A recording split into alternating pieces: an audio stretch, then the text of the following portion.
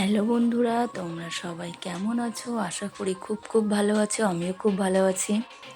এই যে দেখো, আমাদের কীর্তন হয়েছিল, তো আমরা গঙ্গাবরণে গেছিলাম।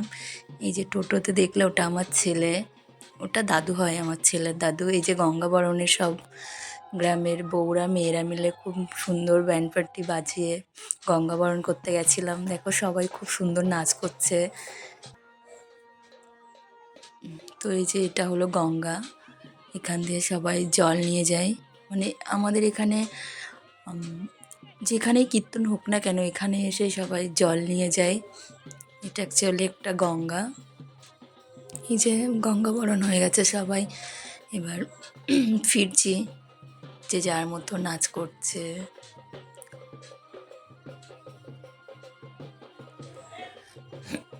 মানে আমাদের এখানে গঙ্গাবরণে শুধু মেয়ে বউরাও যায় না, বিভিন্ন দাদুরা, দাদারা, কাকারা সবাই যায়।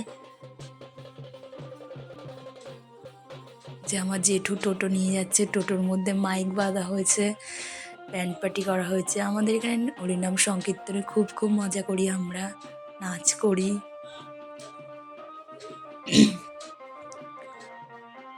তো গঙ্গাবরণ হয়ে গেল, সবাই হরিনাম সংকীর্তনের প্রাঙ্গণে যাচ্ছে।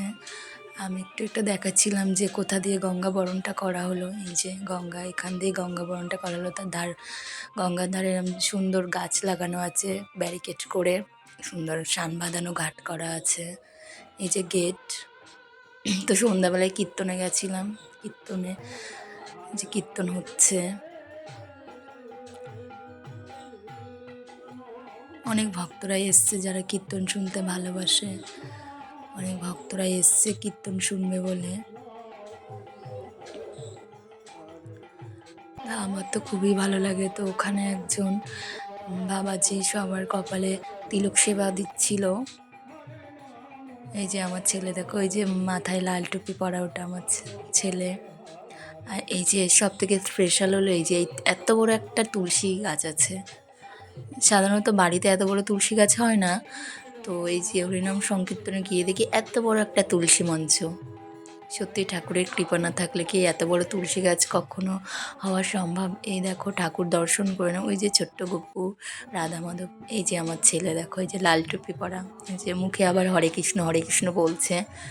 ও একটু কীর্তন ভালোবাসে, ওটা আমার মায়ের কোলে। যে তো সন্ধ্যা আরতি হচ্ছিল, তো সন্ধ্যা আরতি শুরু হয়ে গেছে। আমাদের গুরুদেব গোসাই কি সুন্দরভাবে সন্ধ্যা আরতি করছে, সবাই সবার মনের খুশিতে নাচ করছে। ভীষণ মজা হয় গো কীর্তনে।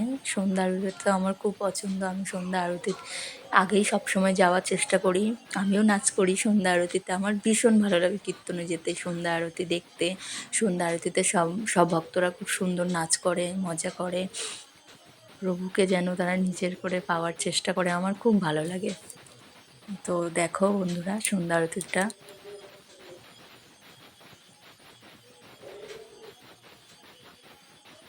আর পুজো মণ্ডপটা খুব সুন্দর করে সাজিয়েছে,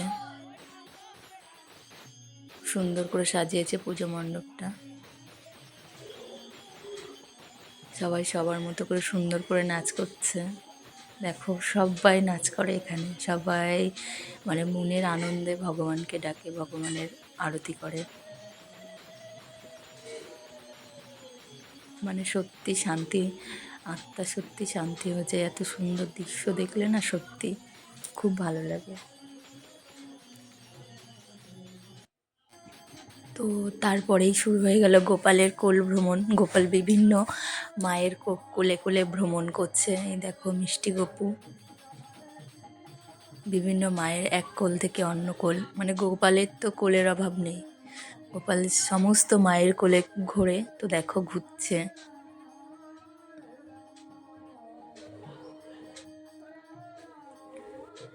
আমার ছেলে আবার মানে দেখতে পাচ্ছে না, তো উঁকি মেরে মেরে দেখছে। এই দেখো, আমার ছেলে উঁকি মেরে মেরে দেখছে। গোপাল দাদাকেও খুব পছন্দ করে। আমাদের বাড়িতেও গোপাল আছে। দেখো মিষ্টি কত। তো তারপরে ভোগের দিকে চলে গেলাম। এই যে ভোগের জন্য সবজি কাটা হচ্ছে। মোচা কাটা হচ্ছে, থোড় কাটা হচ্ছে, কচুর শাক যেটা স্পেশালি ভগবানের খুব প্রিয় কচুর শাক সেটা কাটা হচ্ছে, মূলো কাটা হচ্ছে। এখানে পরের দিন যেহেতু ভোগ ছিল তো ভোগের জন্য এগুলো কাটা হচ্ছে। আর আর স্পেশালি ওই দিন একাদশী ছিল তো ওই দিন যে সবজি রান্না হচ্ছে, যে মানে সিদ্ধ সবজি আর ফল এইগুলোই সেবা দেওয়া হয় ভক্তদের, তো সেইগুলোই রান্না হচ্ছে। যে কতগুলো কলা সিদ্ধ করতে দিল, মানে কাঁচকলার মানে সমস্ত সিদ্ধ করে যে একটা সিদ্ধ সবজি করা হয়, যে কাঁচকলা সিদ্ধ করে রাখা আছে এখানে রান্না হচ্ছে। তো এই যে এটা হলো প্রসাদ দেওয়ার জায়গা, তো ভক্তরা এখানেই প্রসাদ গ্রহণ করবে। এই যে প্রসাদ দেওয়া অলরেডি শুরু হয়ে গেছে, দেখো ফল দিয়েছে আর নিরামিষ সবজি।